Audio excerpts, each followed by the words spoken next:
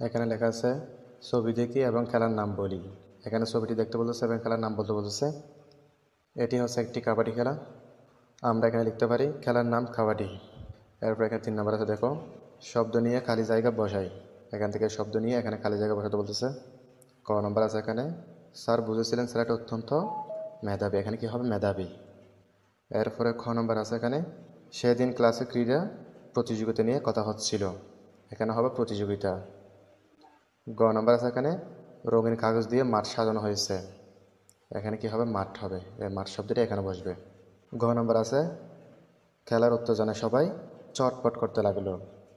এখানে কি হবে? চটপট। এখানে 4 নম্বর আছে বুঝেনি। এখানে আছে শর্টফট। শর্টফট অর্থ খুব তাড়াতাড়ি কিছু করা। এখানে আছে হুটমুট। হুটমুট অর্থ হচ্ছে অনেক জিনিস একত্রে পড়ে যাবার শব্দ। এখানে আছে ক্র্যাচ। ক্র্যাচ মানে হচ্ছে হাঁটার সমস্যায় ব্যবহার করা যায় এমন লাঠি। এখানে আছে ধারা বর্ণনা। এর অর্থ হলো কোনো কিছুর ধারাবাহিক বিবরণ। এরপর এখানে আছে মডেল। মডেল মানে হচ্ছে বিজয়ীদের দেওয়া হয় এমন পদক।